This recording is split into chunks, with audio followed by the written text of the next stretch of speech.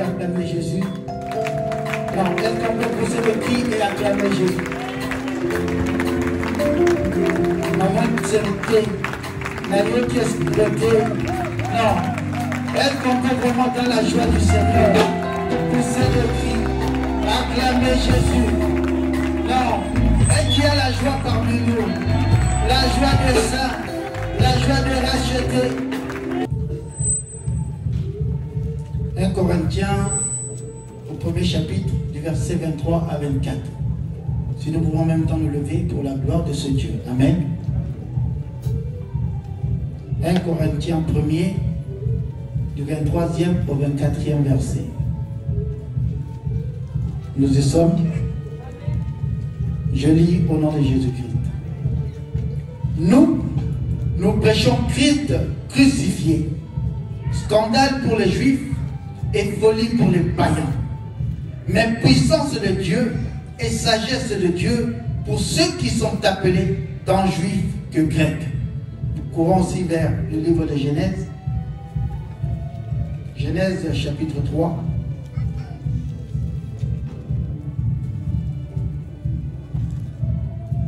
Genèse chapitre 3, nous lisons du 14e au 15e verset.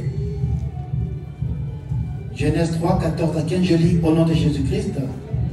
L'Éternel Dieu dit au serpent, puisque tu as fait cela, tu seras maudit entre tous les bétails et entre tous les animaux des champs. Tu marcheras sur ton ventre et tu mangeras de la poussière tous les jours de ta vie. Je mettrai inimitié entre toi et la femme, entre ta postérité et la postérité de la femme. Celle-ci t'écrasera la tête et tu lui blesseras le talon. Parole du Seigneur. Nous pouvons nous asseoir. J'ai intitulé le message de ce matin, Christ, bonheur pour l'humanité. Christ, bonheur pour l'humanité. Je ne te parle pas de mon père ni de ma mère. Je ne te parle pas d'un homme de ce monde, mais je te parle du Seigneur Jésus-Christ. Et je te rappelle, parce que tu le sais déjà, qu'il est pour nous un sujet de bonheur. Alléluia. Bien-aimé, je rejoins ce matin l'apôtre Paul qui dit que lui, son message de base, je répète, c'est Christ crucifié. Amen, amen. Bien-aimé, pourquoi Christ crucifié serait le message de base de l'apôtre Paul? Parce que Paul avait compris une chose, au travers de l'œuvre de la croix, et pas n'importe laquelle, mais celle où le Christ est passé, alléluia, l'humanité a été sauvée. Amen, amen. Au travers de son œuvre sur la croix, toute la colère de Dieu qui pesait sur l'homme a été effacée. N'est-ce pas merveilleux? Non, n'est-ce pas merveilleux? Amen. Au travers de son œuvre sur la croix, toute la sentence qui tombait sur nous est tombée plutôt sur lui. Alléluia. Bien-aimé, Christ a pris notre place. La condamnation qui nous revenait, il a accepté de la porter pour nous. Amen, amen. Et il ne se limite pas là. La Bible dit qu'il s'est fait pécher.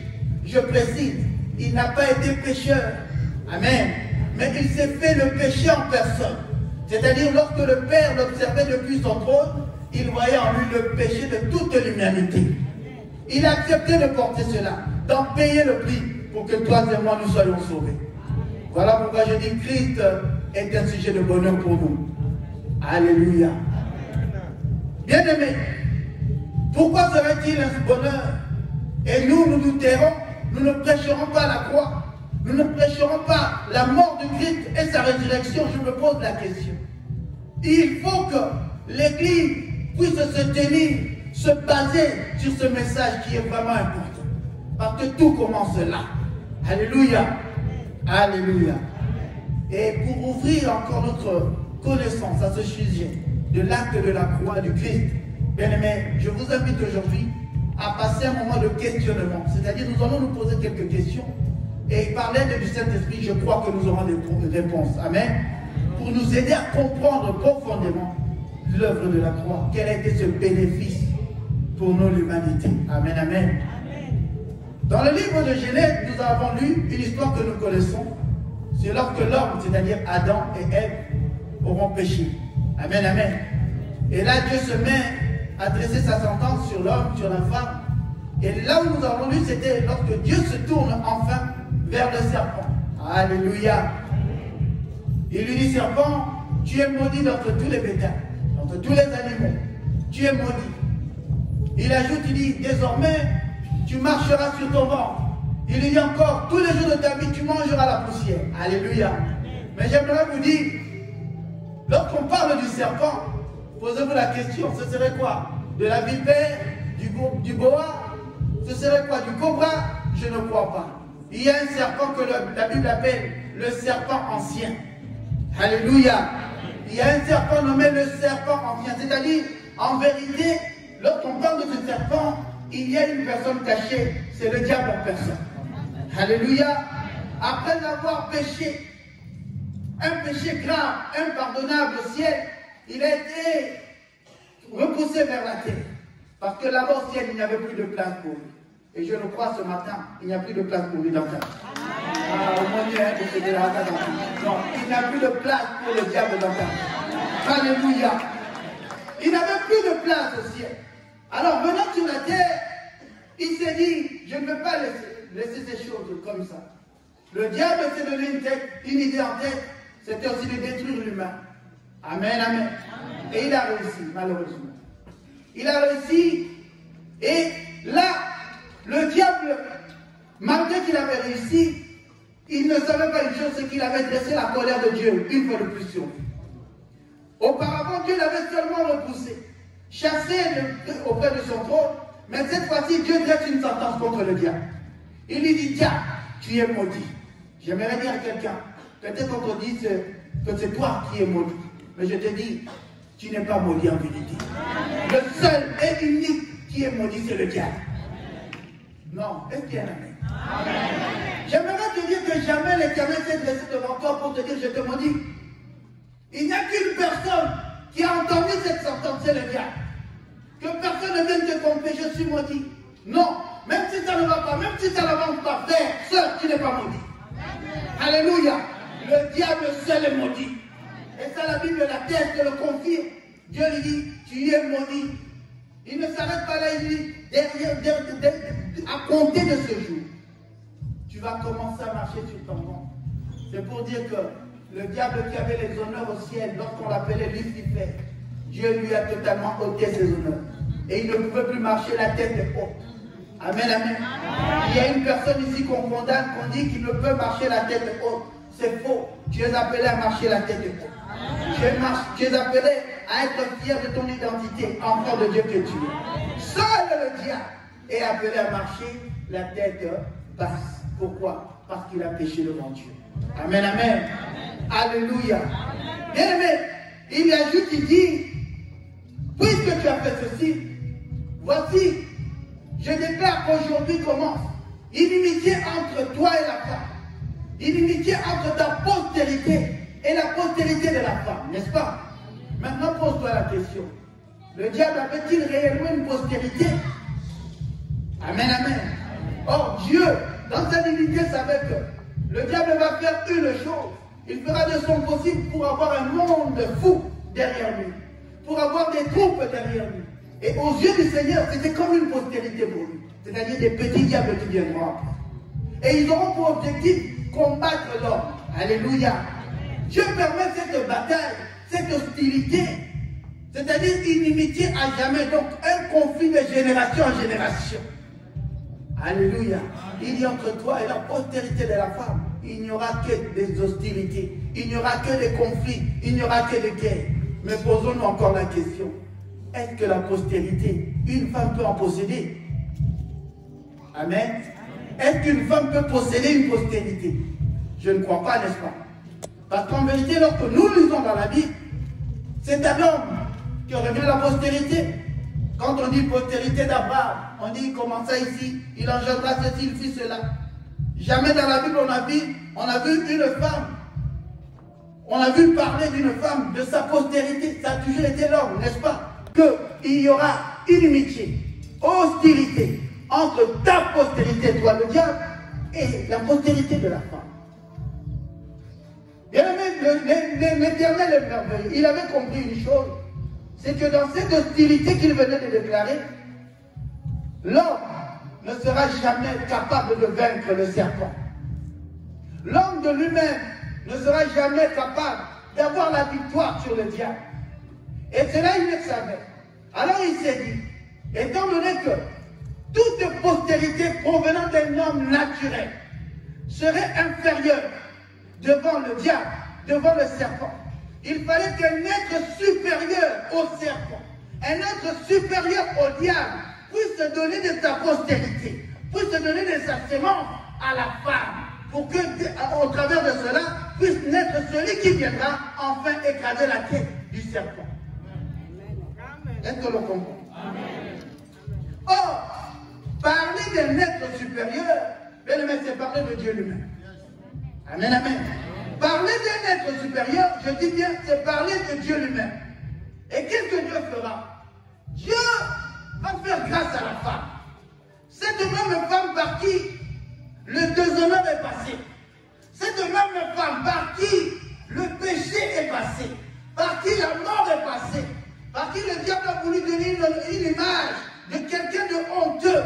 Dieu a dit non. Je vais réparer cela. Mais avant de réparer toute chose, je vais recommencer par la source du problème. C'est-à-dire là où tout a commencé chez la femme. Je dirais une femme que personne ne te déshonore.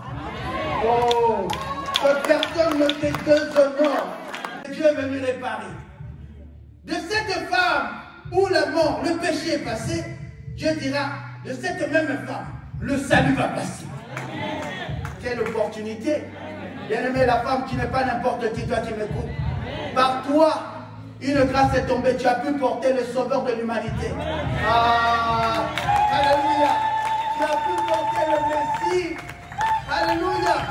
C'est pour ça que je dis à une église, lorsque les femmes se lèvent réellement dans la prière, c'est une église forte. Alléluia. Il y a un mystère à la femme. Or, lorsque je parle aussi de la femme, je parle aussi de l'église. Alléluia. Je parle de l'église qui est l'épouse du Christ. C'est pour dire que toi qui es un temple, tu es aux yeux du Christ son épouse. Et ton époux ne peut pas rester indifférent pendant que toi tu es malmené. Pendant que toi tu es tourmenté. C'est pour cela, il va poser une sémence en toi. Il va poser une sémence en toi, afin que la tête du serpent soit enfin écrasée. Ah, tu cannes pas tout à la alléluia. Tu cannes pas tout à la bien aimé, il est passé par la femme pour d'abord ôter l'humiliation, la honte qui pesait sur la femme. Alléluia. Maintenant, pose-toi la question. Si Dieu devait sauver le monde, si Dieu devait sauver l'humanité, pourquoi devait-il porter un corps? Ça, c'est ma question. Il est Dieu, n'est-ce pas? Il pouvait se présenter en étant Dieu dans toute sa gloire. Mais j'ai compris. Un jour, il a dit à Moïse, personne ne peut me voir dans toute ma gloire et vivre. Alléluia. C'est pour donner un exemple.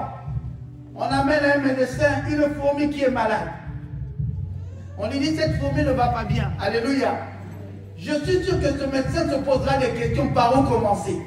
Parce qu'il se dit, mon simple doigt peut écraser cette bête.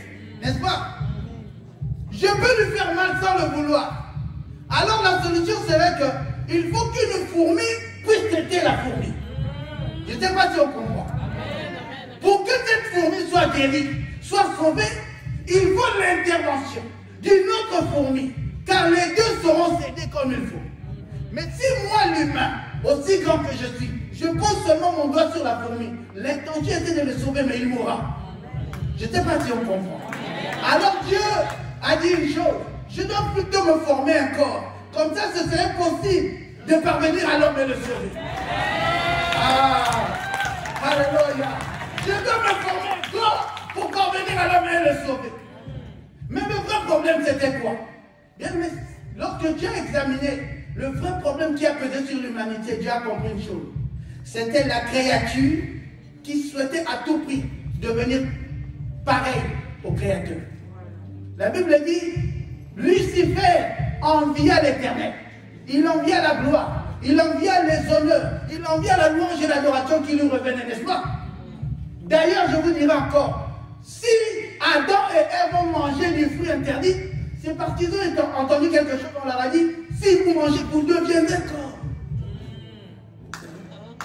Tout a commencé parce que la créature, c'est-à-dire et le diable, et les humains ont voulu devenir pareil, égal au Créateur. Alors Dieu, comme lui, il fait les choses contrairement. Il va venir à une autre façon, il dit, bon, comme eux, ils veulent la grandeur, moi, je vais me rabaisser. Là, nous allons dans Philippiens, papa, aide-nous. Mais Philippiens, tout le monde pourra le lire. Dans Philippiens, la Bible prouve que non seulement le Seigneur va se former un corps tout saint. La Bible précise qu'il n'y avait en lui ni beauté, ni éclat. Mais il ne se limite pas là.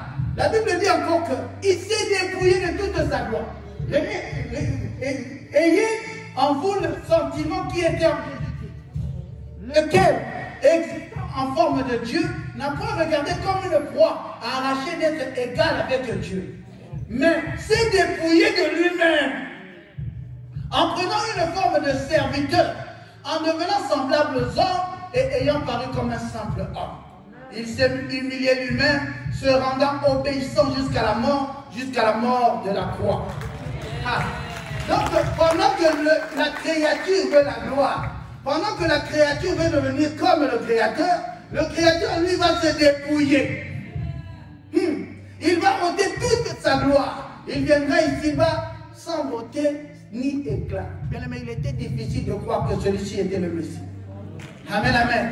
C'est pour dire que beaucoup de fois, lorsqu'on regarde une personne, surtout ceux qui ont la promesse du Seigneur, surtout les élus du Seigneur, bien aimé, parfois on ne voit rien de bon.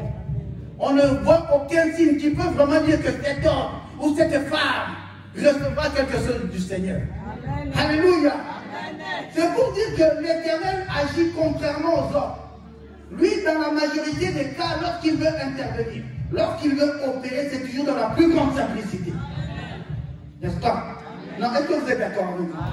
Dieu ne s'est jamais présenté dans la gloire pour agir.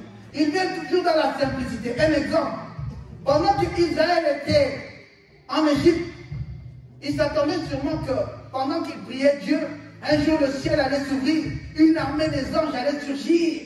Amen, amen. Mais le cas, c'était quoi? Dieu va susciter un homme qui n'a ni armée, ni une épée ou un fusil, mais qui vient, et d'ailleurs, un homme qui bégayait, qui ne savait pas trop parler. C'est-à-dire quelque chose de simple, mais qui sera l'issue de la libération d'Israël. Alléluia. Non, imaginez, quelqu'un qui se présente déjà, il bégaye, il n'a ni armée, il n'a ni fusil, il n'a rien. Mais il vient se présenter, il dit, c'est moi qui va sortir ce peuple. De la main de qui? De la main du puissant Pharaon. Posez-vous la question. Sûrement, il y a beaucoup qui ont douté. Alléluia. Mais beaucoup aussi doutent en toi. Lorsqu'ils entendent que toi, tu dis, Dieu agira, Dieu fera de moi ceci, on dit, ah, ça c'est un rêveur. Or, tu n'es pas un rêveur. Tu n'es pas un rêveur, je te le rappelle. Alléluia. Dieu se manifeste toujours dans la simplicité. Un autre exemple, pendant que dans l'armée d'Israël, on était à la recherche d'un géant qui pouvait faire face à Goliath, Dieu va susciter un petit adolescent. Alléluia. Dieu va susciter un petit adolescent. Et c'est lui qui sera le héros de toute l'armée d'Israël. Bien aimé, il y a un héros parmi nous pour nos familles. Tu es le héros de ta famille. Pendant que beaucoup se disent que toi tu es le plus faible. D'ailleurs, lorsqu'ils regardent ta vie qui ne marche pas, lorsqu'ils regardent ta situation, le mariage qui tarde, les enfants qui ne viennent pas, la bénédiction qui tarde, ils se disent, mais celui-ci. Or, ils ne savent pas qu'au travers de tes prières, beaucoup de choses se manifestent. Ta famille est protégée par ta prière. Il y a des choses qui avancent par ta prière. Alléluia. Est-ce qu'il y a un héros de sa famille ici? Alléluia. Dieu agit toujours dans la simplicité. Il va se former un corps. Mais je me pose une question. Dieu se forme un corps. Il va naître. Mais la question est celle-ci. Pourquoi va-t-il attendre 30 années pour commencer à se manifester comme étant le Messie? Alléluia. Aux yeux des autres, ce serait 30 années perdues. Alléluia. 30 années inutiles. Pose-toi la question. Il a vécu 33 ans. Et ce n'est que 3 ans de, on va dire, de ministère ou de révélation de puissance. 3 ans seulement. Et les 30 autres années, pose-toi la question. Est-ce que sa mission était tellement grande qu'il redoutait, il a hésité pendant 30 ans? Je ne pense pas. Alléluia. Non, c'est une question. J'avais dit aujourd'hui, on doit se poser des questions pour comprendre le bonheur de Christ. Est-ce que c'était 30 années où il se préparait, il s'entraînait, il jeûnait? Non, je ne pense pas. D'ailleurs, la première fois que Christ a jeûné, la Bible le dit, c'est quand il est allé au désert pour faire 40 jours et 40 nuits, n'est-ce pas? Donc il a passé 30 ans en étant comme un homme naturel, inaperçu, dans l'anonymat total. Mais pourquoi cela? Amen, amen. Et moi j'ai compris une chose.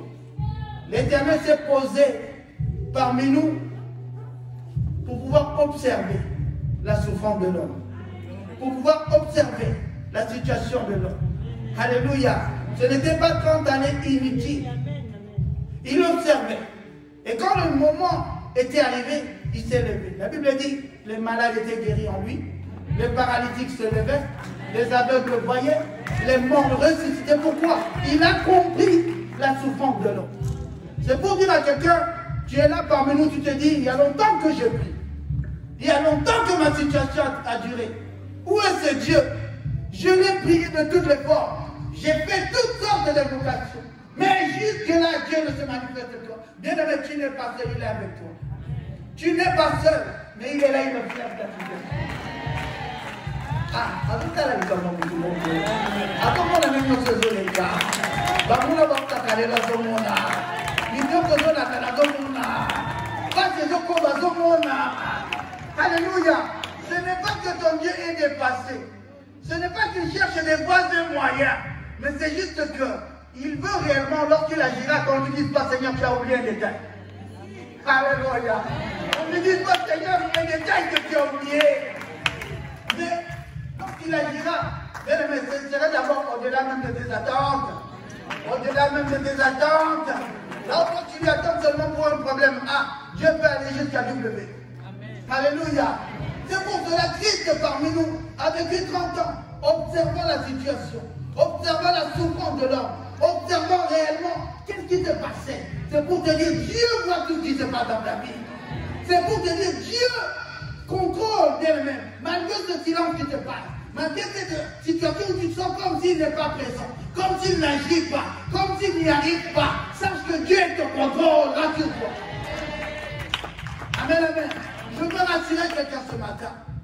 Elle n'a que trop duré. Mais sache que, après 29 ans, à la 30e année, le Messie s'est élevé. Oh, que la 30e année du Christ se révèle dans ta vie. Que la 30e année du Christ se révèle dans ta vie. Là, il va changer de costume. Il dit maintenant, ce n'est plus le menuisier. Ce n'est plus le menuisier. Maintenant, c'est le Messie. C'est pour dire à quelqu'un, le temps est arrivé où Dieu ne sera plus un simple observateur de ta situation. Où Dieu ne sera plus un simple observateur de ton problème. Le temps est venu où Dieu te promet, cette fois-ci, je me lève. Oh, tu vois, sur la zamba, le lac et où me les mingi. Alléluia.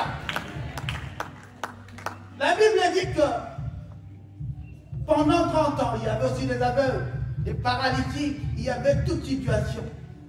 Mais il a suffi de 3 années, 3 simples années.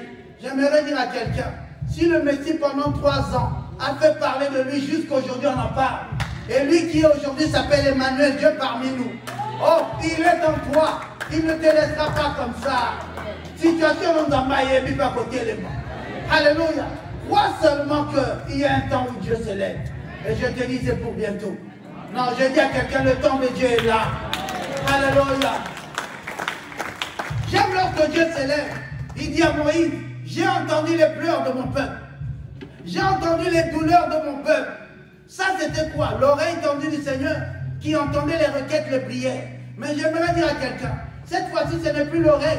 C'est la présence de Dieu qui est en train de vivre toute la situation. C'est-à-dire que tu n'as aucune information à lui fournir.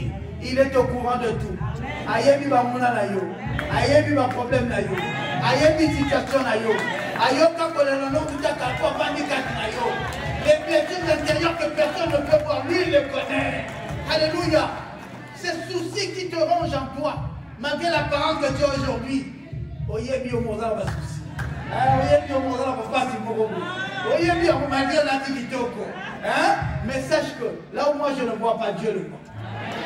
Ce que moi je ne sais pas, Dieu le sait. Alléluia. Il s'est levé, la Bible dit, il y avait un homme sur la piscine qui était là 32 ans à attendre. Il ne savait pas par où viendrait son secours. D'ailleurs, la famille l'avait abandonné, tout le monde l'avait abandonné. Tel est ton cas. Tu te dis aussi, je n'ai personne. Mais laisse-moi te dire, dans cette piscine, il y avait beaucoup de malades.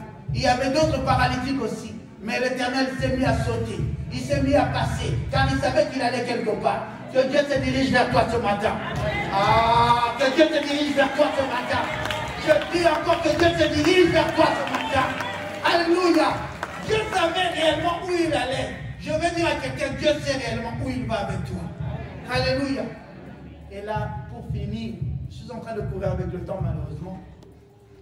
Si Christ a guéri les malades, si Christ s'est manifesté chez les paralytiques, chez tous ceux qui avaient des problèmes, quelque part, en réalité, Christ voulait nous révéler le cœur de Dieu lui-même.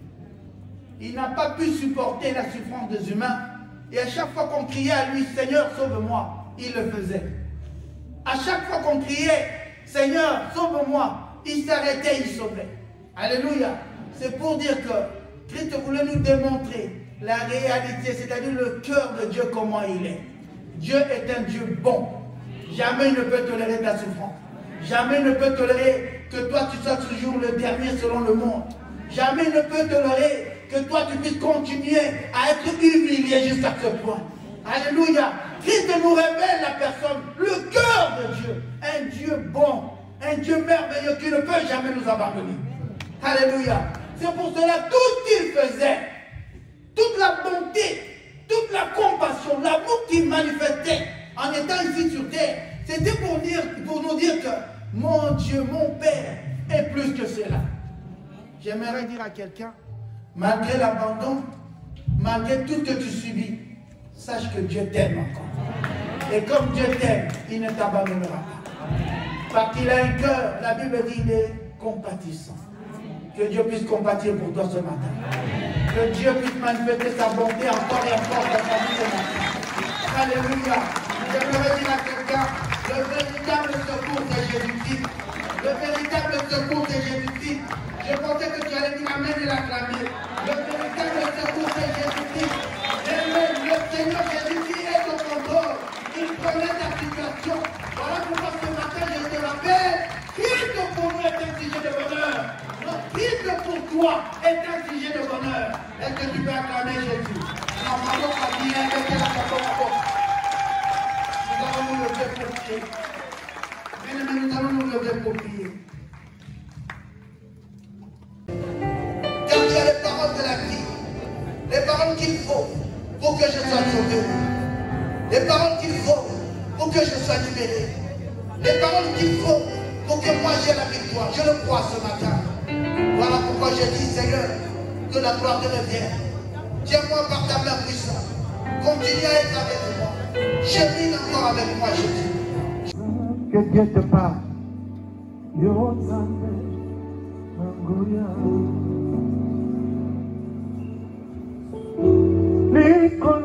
Alléluia. Parle-nous, Seigneur. Parle à ton Père, à ton Fils.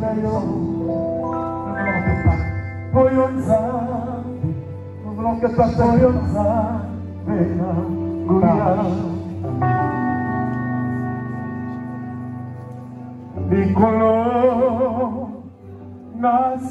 oui.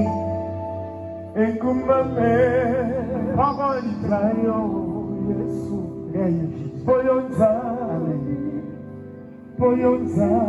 merci Seigneur. Nous acclamons Jésus. Ce message de foi. Et à Dieu merci.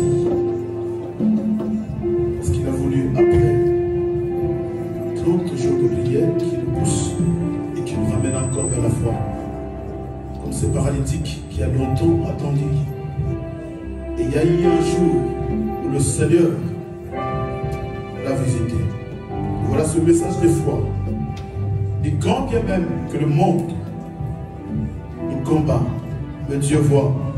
Il attend son temps que quand il agira et qu'il n'y ait pas l'agissement partiel, mais qu'il agit totalement. Élève ta voix. Dis à Dieu merci pour ce message et que ce message devienne vie. Élève ta voix, prie le Seigneur. Au nom de Jésus-Christ de Nazareth. Nous te sommes infiniment reconnaissants, ton Père, pour ce message si profond, si fort. Nous te sommes infiniment reconnaissants, Jésus, pour ce message que tu as fait à ton peuple. Merci que ce message éternel soit un message de Dieu fort et puissant et qui va être scellé dans le cœur, scellé dans nos âmes, mon Dieu, scellé dans nos cœurs, Père éternel, pour que nous puissions devenir des disciples à travers cette parole. Merci. Merci éternel. Alléluia. Oui, je Alléluia. peux compter Dieu, sur Dieu. lui. Merci Dieu le roi. Dieu, Au nom de Jésus-Christ.